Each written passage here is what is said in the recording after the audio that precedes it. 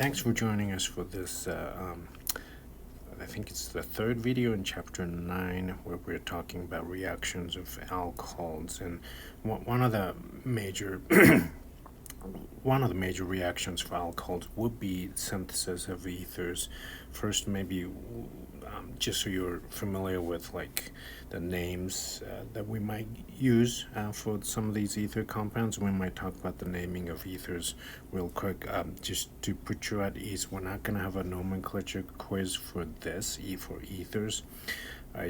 That means you won't be tested on these. It's just that if we refer to any ether molecules in text in an exam or something like that, the expectation is we need you to know what we mean by those. So we'll still go over this, but I don't know if you've seen all the ether bunny memes. Some of them I felt like a little bit not super appropriate, so you could look them up yourself, but that of course comes from the fact that the ethyl ether kind of looks like an bunny. Okay, that's really all there is to that. And also ether, if you didn't know, it was the first general anesthetic drug that was used for surgery. So how do we name ethers? Well, there's as you might be getting familiar by now, there's often a very systematic IUPAC way of doing it, as well as sort of a more common name way of doing it. Okay. The IUPAC way of naming this compound would be to treat this smaller excuse me, half of the molecule of the ether as an alkoxy group.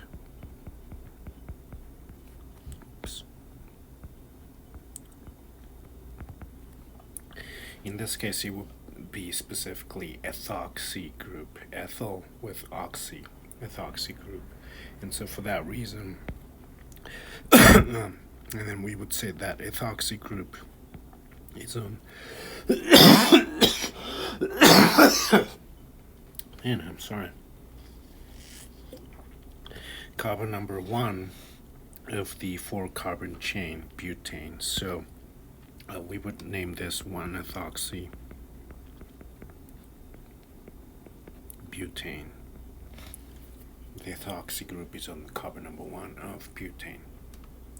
Now, the common name way of doing this would be to say that this ether is flanked by butyl group and ethyl group, and the order in which you should list them is alphabetical. Okay.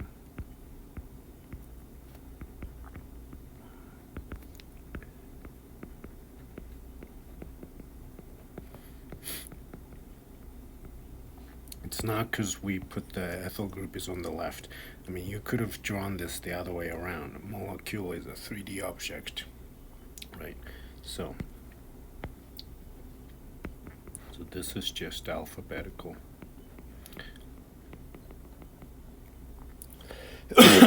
Now, could we do some drawing practice? If we said R2-methoxy 1-pentanol, what would that be?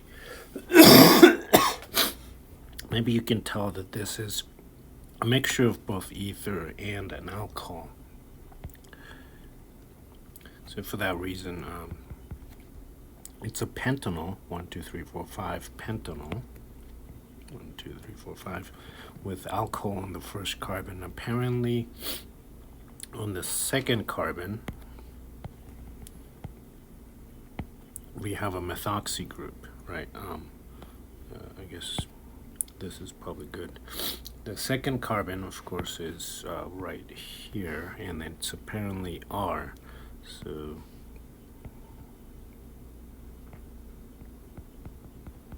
that's the methoxy group.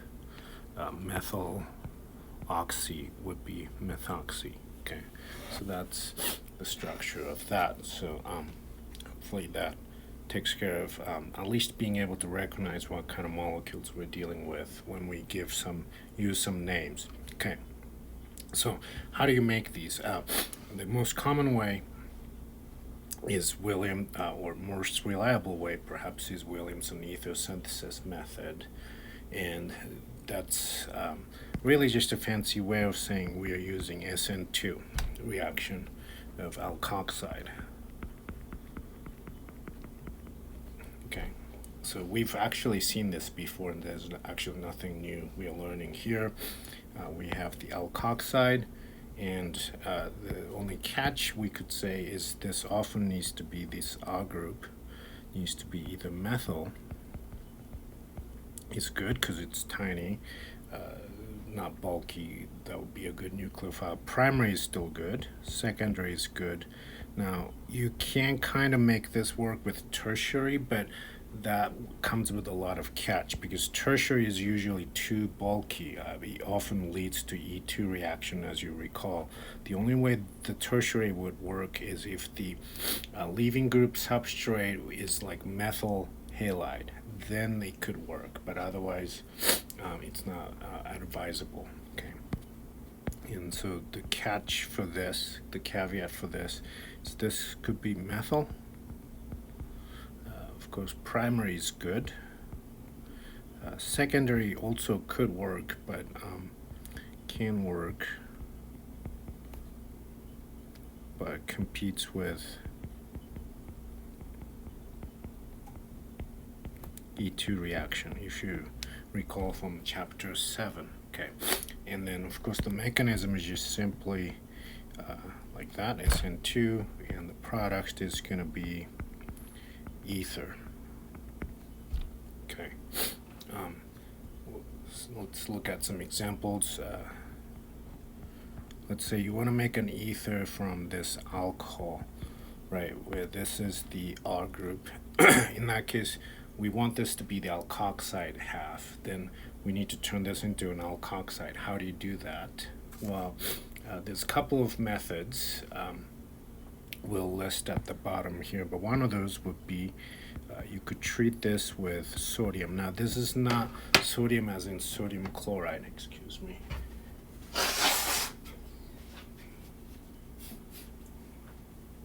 This is sodium as in sodium, the metal. Sometimes to indicate that it is indeed a metal, we would put this as zero charge. That means it's metallic sodium. It's not sodium plus. Right, you might have seen like at least a video of this shiny sodium metal. Okay, it's pretty dangerous. It's when it reacts with moisture and whatnot. What happens is you get alkoxide in the sodium cation. Also, as a byproduct, you see the evolution of hydrogen gas, but this is an alkoxide, right? Okay, and if you treat that with something that, like a primary with a leaving group, then that could get us the ether. In this case, that particular ether. Common way of naming this, you could name this cyclopentyl propyl ether, or you could say propoxy cyclopentane. Either way, but mechanism we won't say much because I think you remember this from chapter 6 and 7. It's just a very simple SN2 reaction. To get to that, now how do you make alkoxides? Like I said, as a general rule, you could treat this with alkali metal, sodium, or if you're kind of feeling on the edge, you could do potassium, which is even more reactive, and then you get alkoxide, sodium or potassium ion, and hydrogen gas. Now, you do need to actually use 2 equivalents of the metal to balance this equation, but I trust you could do that. Another common method is you could treat the alcohol with sodium hydride. Now this is very different than sodium metal. This is sodium ion. Here's a hydride, a negative anion. Okay. You could also use potassium hydride. You often potassium and sodium is like exchangeable. Well, you could also even use lithium technically. And same idea, hydrogen gas evolves. Because the I hope it makes sense to you. H negative grabs H positive, becomes neutral H2 molecule, and of course there would be the cation. Okay, so that's a pretty common way of making alkoxide to do Williamson ether synthesis.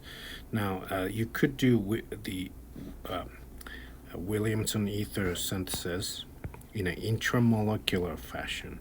And remember, this word means the two things that are reacting, two functional groups that are reacting, are all within the same molecule, right? Here's a good example of that.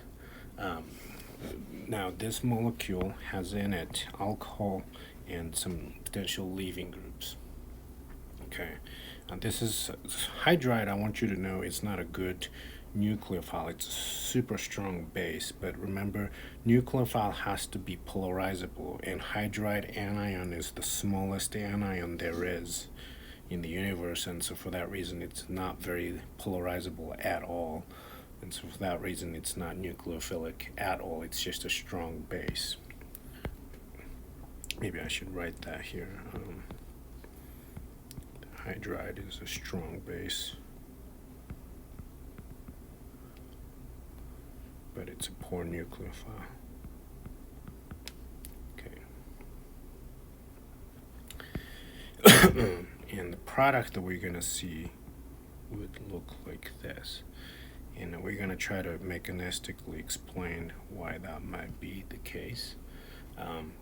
So the purpose of the sodium hydride, of course, is just to supply hydride ion, which is very basic, so it's going to grab any acidic proton. The most acidic here would be the OH. If you recall, right, the pK of alcohol is around 16. The pK of alkane CH is like 50. Vast, huge difference here. And of course that would produce the alkoxide.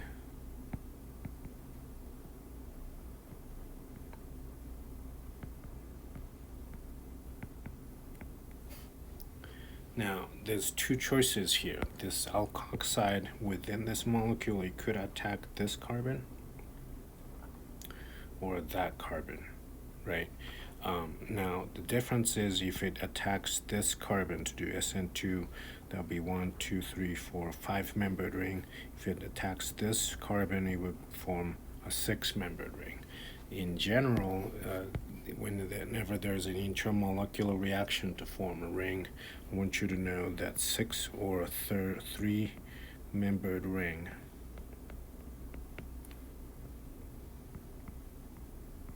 if all else are equal, 6 or 3-membered rings are favored. Okay. Now, you might be able to understand why the 6-membered ring might be favored. It would have a chair conformation, very stable. And remember, in the chair conformation, right, cyclohexane or 6-membered ring compounds that are sp3 hybridized all around, they have the perfect 109-degree bond angle, which is what you want for tetrahedral or sp3 atoms. Like, these are all sp3 atoms, and they would sit in a chair.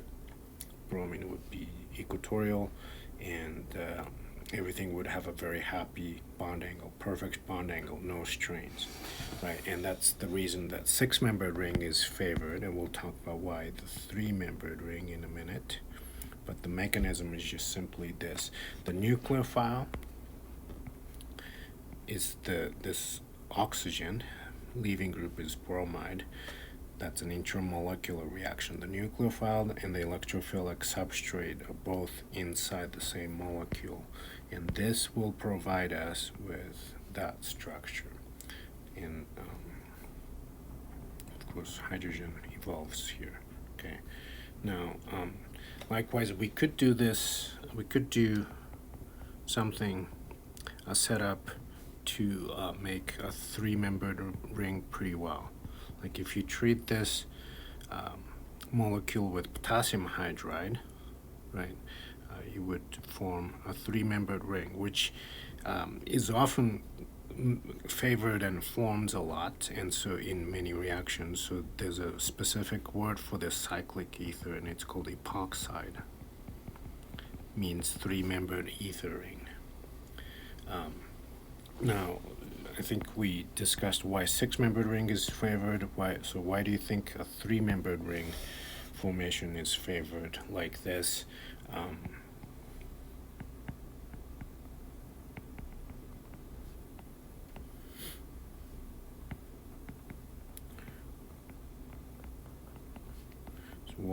Why three-membered rings are good? Well, that's because when you form a many-membered ring, like six-membered ring, thermodynamically it's favored because it's a stable product. But to get there, it's really difficult. The transition state or the activation energy is kind of high because this molecule has to orient itself in just a particular specific orientation to reach around the other end to make a big cycle like six-membered ring. Whereas three-membered ring, right, this atom doesn't have to take some really weird specific conformation. It can reach around to bump off this chloride really easily once this becomes alkoxide.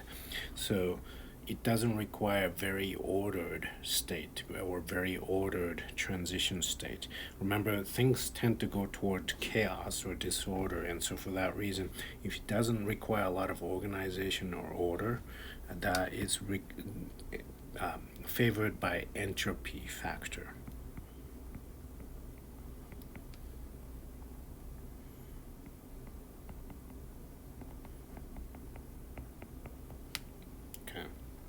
Hope that makes sense. Now, one other method of making ether is from acid catalysis ether, and this is the way that was, for example, diethyl ether or ethoxyethane, if you prefer IUPAC, which I don't, was synthesized in the early 20th century when they first started doing surgeries, because before that, there was some surgeries done even before anesthesia was invented, but that was a very brutal affair, as you can imagine. The first general anesthetics was made possible with inhalation of ether, and they used a device that looks like this, which I've seen that you could buy something like that on eBay, but please don't, because if I know you own this, I don't know, I'd be kind of nervous around you. But anyway, you would pour ether in here into the sponge, and the patient would put their mouth on here to inhale it until they lose consciousness. It wasn't a super exact science, but it worked. And here's a depiction of the first surgery.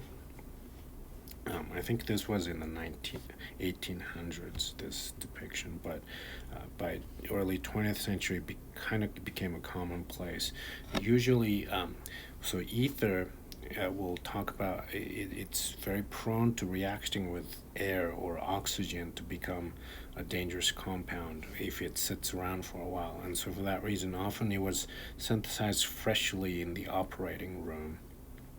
And so in every early 20th century operating room, you would see an ether synthesis setup, and it was done with ethanol and strong acid like sulfuric acid. By the way, this symbol means reflux. That means something, your solvent gets evaporated at high temperature, condenses back down with the condenser, and then that just repeats. That's called reflux. I'm sure you'll try that in your Chem lab, but that would produce diethyl ether for anesthesia.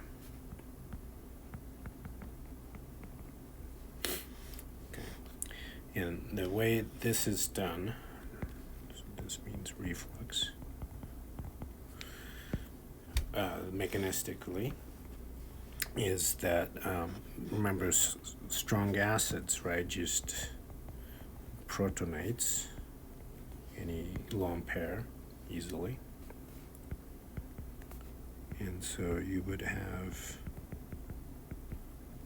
this oxonium ion intermediate, and of course now this has a good leaving group. OH group is a bad leaving group, and so what can happen is, now that this has a good leaving group, if an intact ethanol approaches this, it could do an SN2 reaction like that.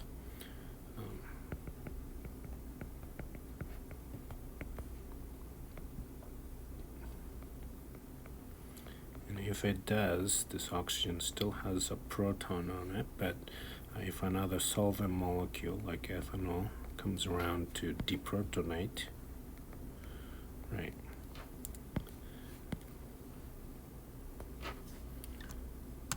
then we could form the product.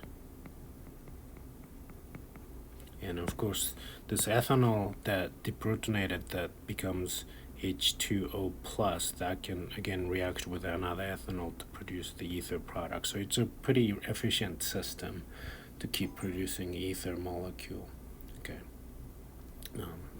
because this is a good leaving group. All right, now you could do something similar, but the mechanism would be very different if you did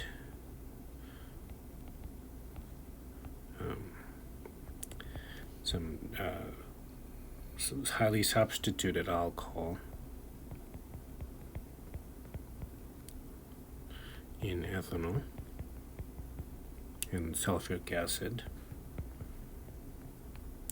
You could also do the same type of ether synthesis with making a tertiary alkoxide first, and then maybe like a primary halide would still work to make an ether like this, T-butyl ethyl ether.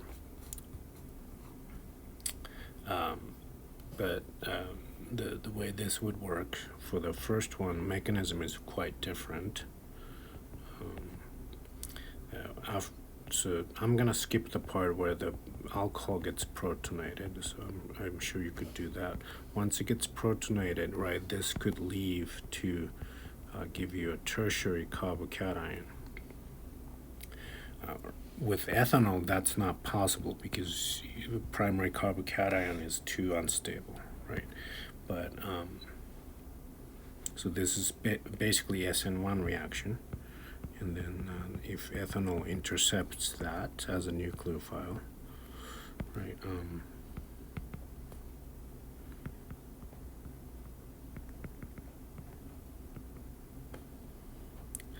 then again, if solvent grabs that, right, that gives you the product. Okay, so you could do acid catalyzed ether synthesis with through SN2 mechanism, or this would be an SN1 mechanism. Either is possible, and then this combination to make that product, that would be, I hope this makes sense, this is a Williamson ether synthesis mechanism, okay, and see above. All right.